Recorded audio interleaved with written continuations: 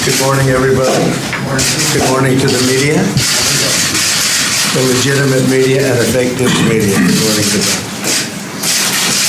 A lot of good people here. Yeah. Surprising.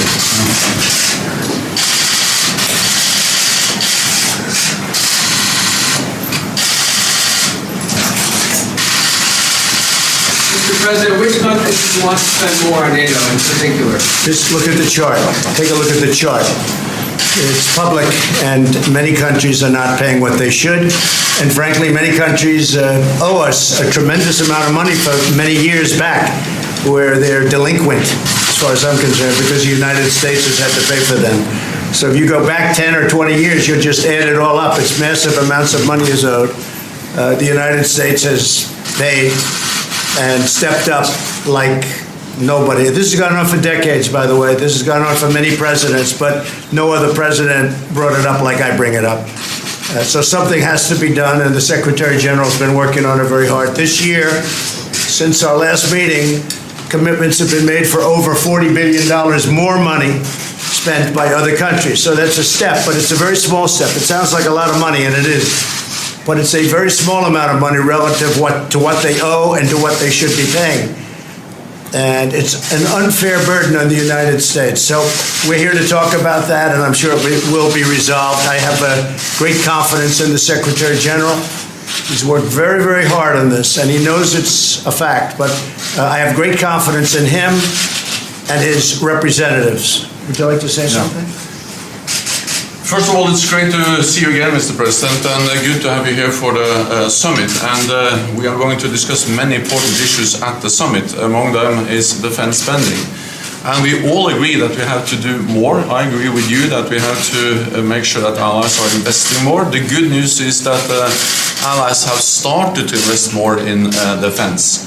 After years of cutting defense budgets, they have started to add billions to their defense budgets. And last year was the biggest increase in defense spending across Europe and Canada in a generation. Why was that last year? It's also because of your leadership, because your clear message. And they won't write that. But no, I have said it before. But the thing is that it really has.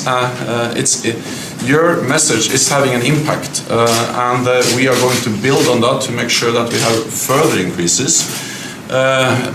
You initiated last year that all allies are going to develop national plans on how to spend more on defense. And based on these national plans, we now estimate that European allies and Canada will add 266 extra US dollars for defense from now until billion US dollars until 2024. So this is really adding some extra money. It helps, and we are moving in the right direction. But we still have to do more, and that is what we're going to address at the summit later on today.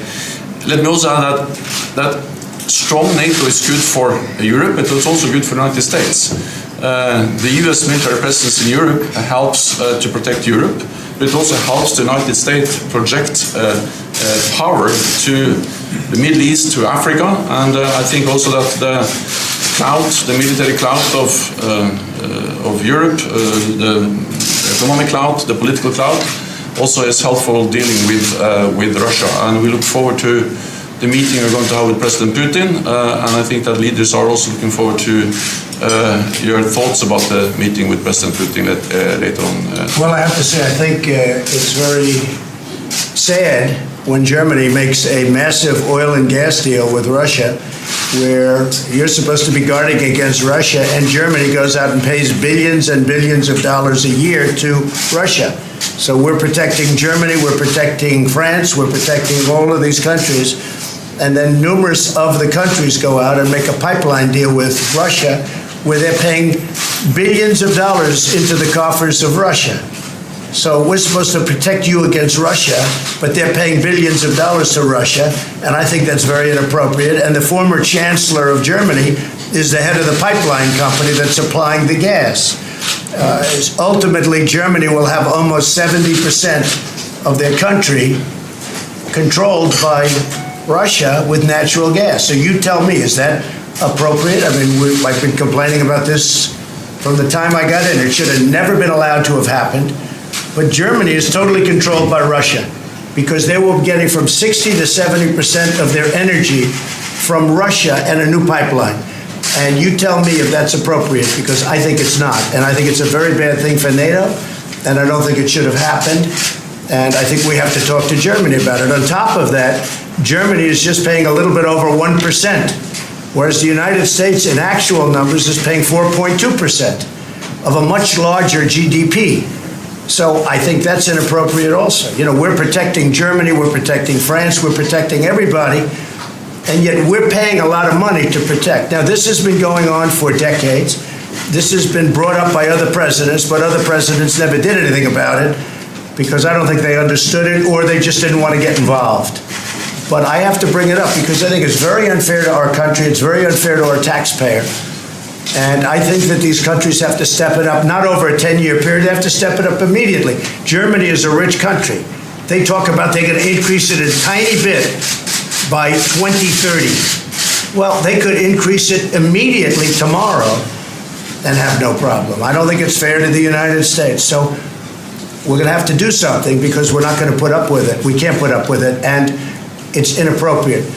So we have to talk about the billions and billions of dollars that's being paid to the country that we're supposed to be protecting you against. You know, everybody's talking about it all over the world. They'll say, well, wait a minute, we're supposed to be protecting you from Russia, but why are you paying billions of dollars to Russia for energy? Why are countries in NATO, namely Germany, having a large percentage of their energy needs paid, you know, to Russia and taken care of by Russia? Now, if you look at it, Germany is a captive of Russia because they supply. They got rid of their coal plants. They got rid of their nuclear. They're getting so much of the oil and gas from Russia. I think it's something that NATO has to look at. I think it's very inappropriate. You and I agree that it's inappropriate.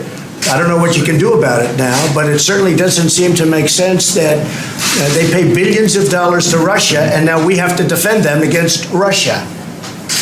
You know, NATO is an alliance of 29 nations, and there are sometimes differences and different views and also some disagreements. And the gas pipeline from Russia to Germany is one issue where allies disagree. But the strength of NATO is that despite these differences, we have always been able to unite around our core task to protect and defend each other because we understand that we are stronger together than apart.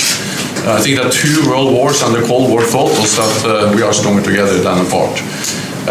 But how can you be together when a country is getting its energy from the person you want protection against or from the group that you want protection? Because we understand that when we stand together, also when dealing with Russia, we are stronger. I think what we have seen is that... No, you're just making Russia richer. Well, you're not dealing with Russia, you're making Russia richer. Well, so I think that even during the Cold War, NATO allies were trading with Russia. Then there have been disagreements about what kind of trade arrangements we should go I think trade is wonderful. I think energy is a whole different story. I think energy is a much different story than normal trade. And you have a country like Poland that won't accept the gas. You take a look at some of the countries, they won't accept it because they don't want to be captive to Russia. But Germany, as far as I'm concerned, is captive to Russia because it's getting so much of its energy from Russia. So we're supposed to protect Germany, but they're getting their energy from Russia. Explain that. And it can't be explained, you know that. All right, thank you, Press.